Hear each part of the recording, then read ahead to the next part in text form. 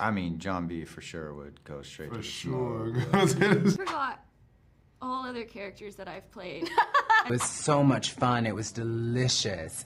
Tally, time to wake up. Tally, time to wake up. Movie, everyone is really surprised by Tally getting to the smoke all by herself. So I was wondering, who from the cast do you think would be able to make that journey all alone if it was in this dystopian universe? Really great question. Great question. None of us. Yeah, I'm gonna be honest. I don't think any of us would make it. Helpless. I think it'd be Chase or Brianne for sure. I was gonna say Brianne. Brianne has their little solo journeys that she goes on. Yeah, for sure. She'll be able to get through. I think, yeah. If I had snacks, maybe. But if I don't have like a good snack bag, I'm done for. Yeah. For sure. I would be bamboozled. I don't know. Get lost. Maybe together. Yeah, I think actually, genuinely, I think you and I have the best shot. I think you and I have the best shot. Sorry, boys. Yeah, no, like they're great and all, Sorry. but like I think you and I are a little more, I don't know. I think we have better problem solving. Problem-solving skills. Skills. That's what I wanted to say. Yeah. I'm not necessarily an outdoorsy person, but I love being outdoors and like figuring stuff out. And I think we would find a way to love it. We would find a way to love it, but I'd cry, also, though, for sure. I'd cry a For lot on that journey. sure. I'd be But like, I like to get my hands dirty. I like to make things and do things with my hands, so I feel like we'd I think you and I get a lot of fulfillment from that kind Exactly. of stuff. Yeah. Thinking about all the characters that you played in your career, who do you think would join the smoke without a second thought? Ooh, that's a really good question. Join this. I feel like there's a bunch of people that are coming to mind. I genuinely think Ramona Quimby would just be like, oh, love absolutely, that. I'm going to the smoke. I mean, John B. for sure would go straight to For the sure. smoke. Go to the Yeah, smoke. yeah. There's no shot. He's getting pretty. I forgot all other characters that I've played as soon as you asked me this question. Played this character in this movie called Unhuman, and she was like kind of an outsider, but was like turned out to be really like tough and cool, and I think maybe she would do it. I don't remember her name.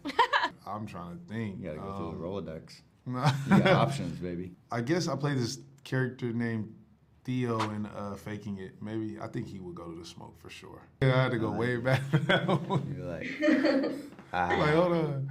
I saw the video of you and the boys reacting to the trailer, and I was wondering, I mean, was there any aspect of the movie that surprised you, or you thought it was really cool once you watched it, this kind of final result? I always think it's surprising when you see something that has any sort of post, like digital effects, you know, CGI. Jeez, I was like CGI or any special effects added later on, because you know you're pretending that it's there in the moment and you're reacting to all these giant things that are happening, and then once you see it, you're like, oh wow, there it is. And it's always surprising when you're like, yep, that's what I was reacting to. Also, so much of the movie that Shay is not a part of, and like obviously I've read the scripts, but to see you and Keith bring your romance to life, or the stuff with Paris and Laverne, I mean, it was just so cool to see them all like embody their characters and do their thing and just be really incredible, and it all works so well together in bringing the story to life. The world that they created in post with the special effects is so expansive and wondrous and just right.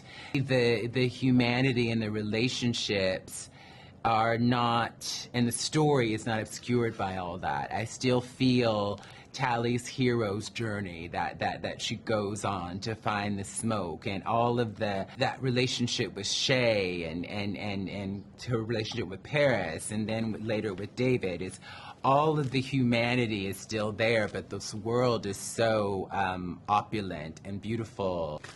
Yeah, it's so cool. I know this place. Welcome to the smoke. I think you guys saw that the fans of the book had a whole reaction. I can say that here in Brazil, people are really excited to watch this movie Nice. because they've been waiting for a long time. So how was you kind of see this reaction from fans all over the world that were like huge fans of the book since they were like teens and everything?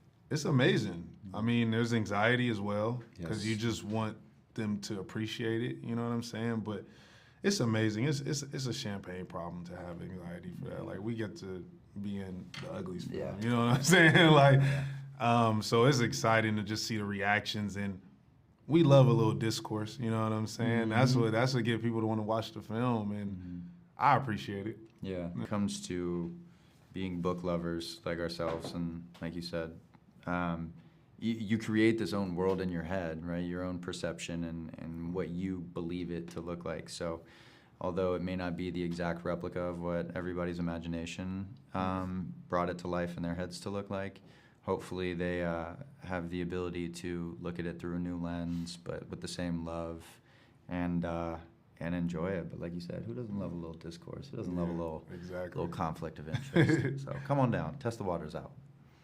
And you wrote on your Instagram that this is like a dream role for you, and you play this villain perfectly. Because she seems so calm, even though the situation is so chaotic at times. I think she has this coldness to her. So what was it like to play a character like this? I mean, it was a dream. It was so much fun. It was delicious. All the prep that we do ahead of time hopefully allows me to be in the moment and to react. But so much of what happens for me with the character happens way before I step on set. And when I started working on this with my acting coach, we were so excited that in the book, Scott Westerfield wrote that Dr. Cable has eyes like a wolf. And so we all often do pick an animal for the different characters that I play.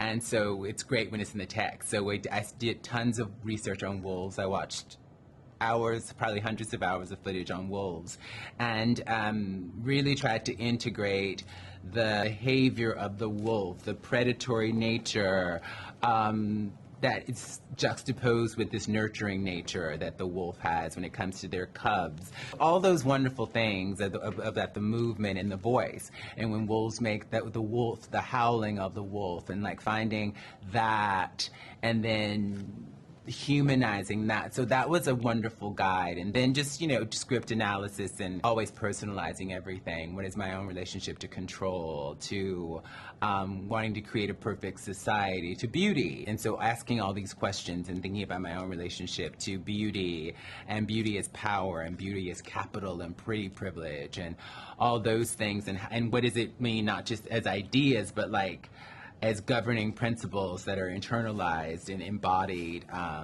in like how I've constituted myself.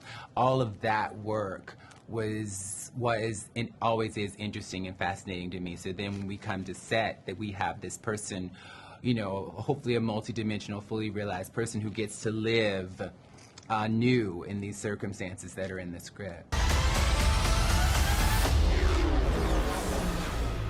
All my life, I wanted to be pretty.